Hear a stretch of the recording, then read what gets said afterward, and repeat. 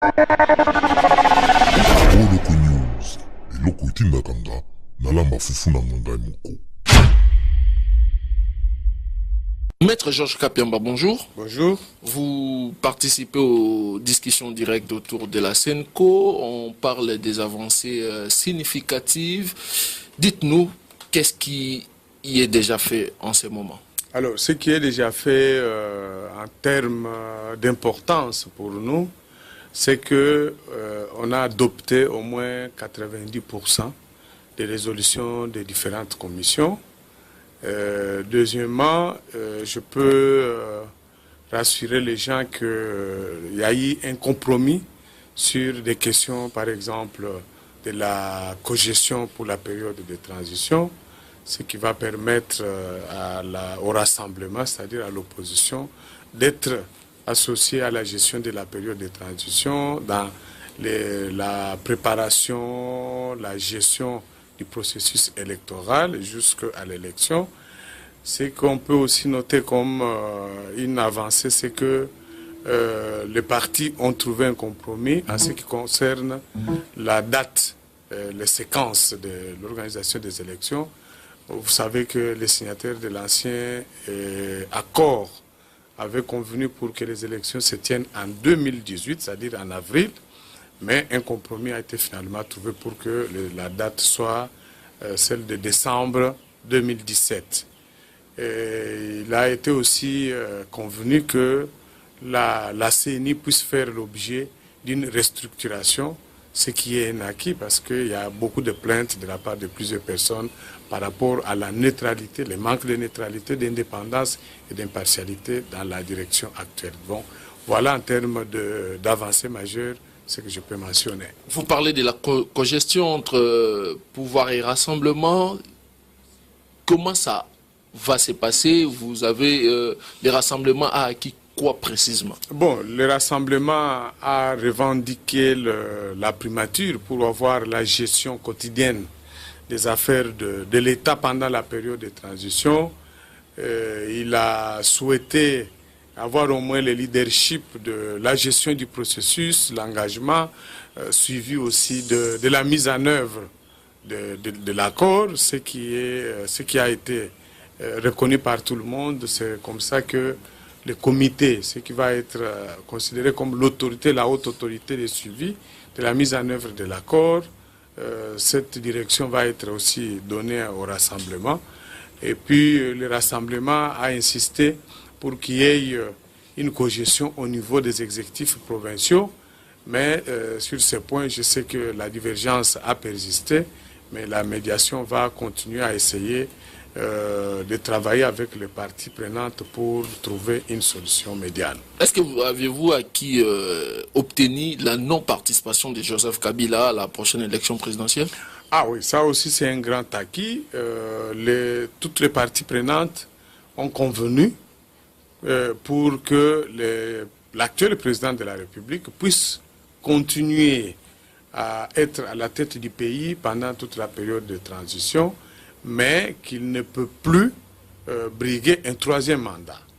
Aussi, qu'il ne peut pas, aucune des parties prenantes au dialogue ne peut initier une révision, une modification, moins encore soutenir une démarche tendant à pouvoir modifier ou faire réviser la Constitution, soit par la voie législative ou référendaire.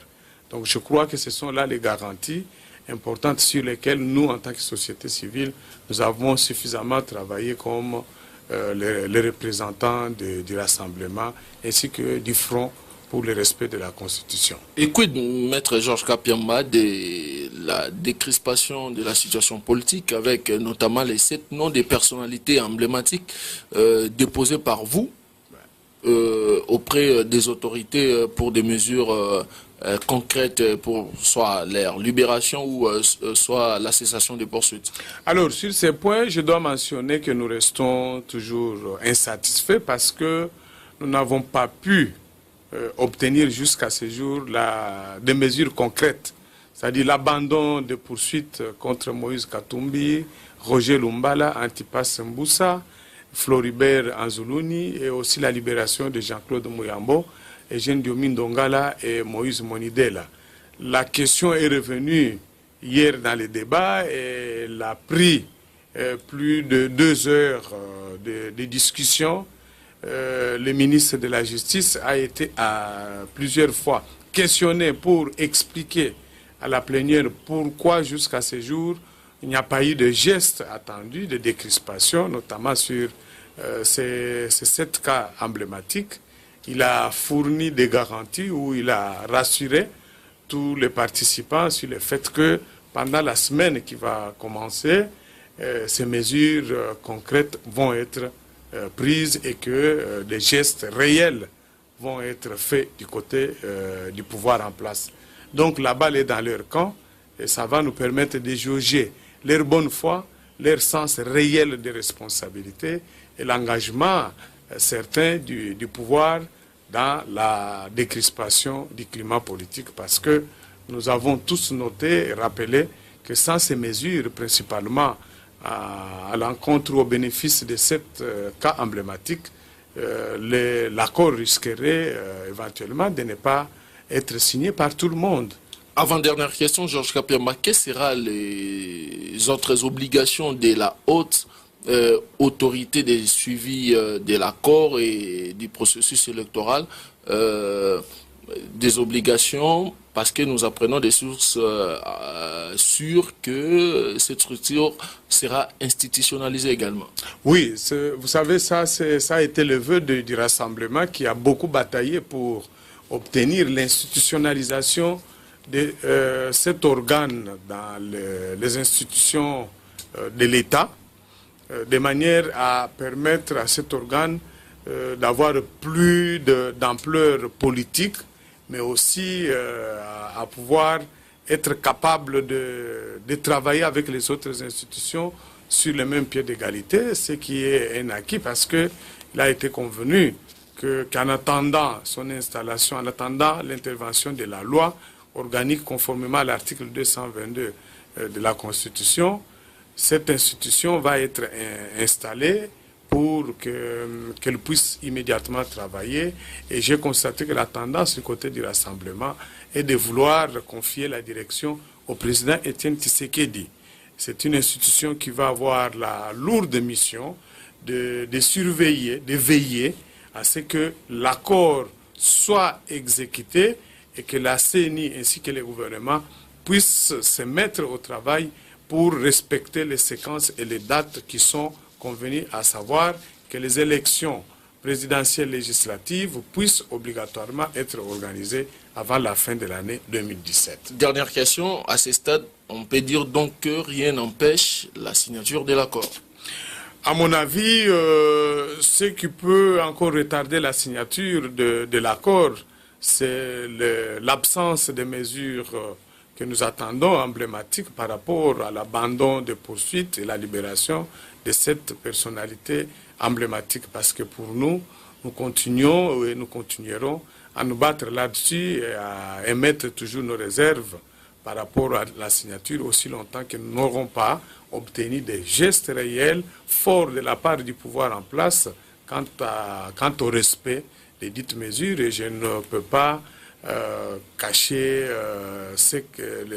les regrets qui ont été aussi exposés par la SENCO publiquement face à l'absence de toute mesure concrète par rapport à ces mesures de décrispation. Donc nous allons continuer à travailler là-dessus, à exercer encore la pression, à mobiliser les autres partenaires nationaux et internationaux pour qu'eux aussi à leur tour fassent les mêmes pressions sur le pouvoir en place, de manière à ce que d'ici vendredi prochain, avant la cérémonie officielle des signatures du dit accord, que au moins les 7 cas soient résolus. Ça sera le mot de la fin, Maître Georges Kapiamba. Merci beaucoup d'avoir répondu à notre invitation. Merci aussi. Bon, à ce stade, tout ce que nous pouvons souhaiter à la population congolaise, c'est de passer des bons moments et nous leur souhaitons que la bonne fête de Noël. En ce qui concerne ce que nous sommes en train de faire ici, il est vrai qu'à ce stade de négociation, les lignes se durcissent parce qu'il est vrai qu'on a atteint un niveau de concession qui a atteint aussi ses limites et on ne peut que s'en remettre à la médiation. Donc concrètement, c'est quoi? Nous avons estimé que par acquis de conscience, on ne pouvait pas laisser l'actuel bureau de la CENI continuer à gérer la CENI parce que dans l'opinion, cela ne passait pas. Par respect de notre peuple, parce que nous sommes ici au nom du peuple, j'ai toujours dit ça. Mais que dit la population? Elle n'a pas confiance à la CENI. Parce que Nanga ne bénéficie d'aucune confiance à la population. Il a été pratiquement la caisse de résonance du pouvoir en place. Et aujourd'hui, nous pouvons pas lui faire un cadeau. Il y a par exemple la question de la gestion du pays après le 19 décembre. C'est une question très, très essentielle, très délicate, parce que nous estimons qu'il y a eu une mauvaise foi de la part des dirigeants à organiser des élections dans ces pays. Mais ces dirigeants ont utilisé tous les moyens de l'État pour bloquer, dévoyer notre processus électoral. Mais aujourd'hui, qu'est-ce que nous pouvons faire? C'est de bien négocier cette gestion pour diminuer la capacité de nuisance dans les chefs de M. Kabila, parce que c'est de lui qu'il s'agit, à ne plus dévoyer notre processus électoral. In fine, on a les élections. Mais maintenant, c'est un problème, parce que le processus électoral n'est pas bloqué qu'au niveau national. On a aussi des provinces. Vous vous imaginez qu'on ait toutes les provinces actuellement gérées par le PPRD et qu'on ait des secrétaires exécutifs de la CENI gérés par des gens du PPRD. Et vous croyez qu'on aura de bonnes élections? Moi, j'ai l'expérience. Ces gens, ces administrateurs des territoires, ces chefs de chefferie sont des petits rois là où ils restent. Donc, ils sont capables de défier un député national, lui faire arrêter, interdire un avion d'un opposant d'atterrir, par exemple. Donc, nous voulions que cette gestion soit consensuelle jusqu'au niveau des provinces, parce que là, on est rassuré que M. Kabila n'a pas une grande capacité de nuisance à dévoyer le processus électoral. Donc, c'est sur fond de ces divergences tellement majeures que nous nous sommes séparés, mais je ne voudrais pas être sceptique. Je crois sincèrement que pour nous, ce sont des lignes rouges. Nous avons beaucoup concédé, mais le fait que nous avons concédé l'inacceptable, nous pensons que cette fois-ci, nous n'allons plus bouger. Donc, on est là, Nanga ne doit plus, il n'est plus, à l'issue de cet accord, il ne sera plus président de la CENI, le bureau doit être reconfiguré. Donc, à vous attendre parler, vous n'êtes pas arrivé à un accord? Non, non, mais il n'y a pas un accord, ça c'est clair, il n'y a pas un accord, parce qu'il y avait un accord, vous le saurez. Il n'y a pas un accord, nous avons encore 3-4 jours de discussion pour qu'on arrive à planir ces divergences qui sont détails. Ce sont des divergences détaillées. Monseigneur, le président parle déjà d'un accord conclu. Non, je comprends, il est facilitateur. Il doit être dans la peau d'un optimiste parce qu'il est facilitateur. Je vous parle en tant que négociateur. Les divergences sont détails. Et faudra-t-il encore que nous puissions les aplanir avant d'espérer quoi que ce soit. Vouloir tout chambouler comme ça pendant qu'on sait qu'on doit tenir des élections. Donc pratiquement une année, c'est trop demandé. Est-ce que vous êtes sûr qu'on peut arriver? Est-ce que vous aurez le temps? Madame, nous nous sommes fixés dans les propositions que nous avons faites. 14 jours qui suivent la signature de l'accord, nous devons avoir un bureau. En quoi est-ce que ça peut être facile? Difficile, madame. C'est facile. On voit ça avec ces négociations. C'était 3 jours. Maintenant, c'est une semaine. Non, non, mais là, nous sommes partis sur des principes, sur des bases énoncées clairement dans un accord. Donc, dans 14 jours, on aura un nouveau bureau de la CENI. C'est clair, parce que si nous sommes conscients des enjeux qui nous attendent, dans 14 jours, on a un nouveau bureau de la CENI. News, eloko itindakanga, nalamba fufu na ngai moko.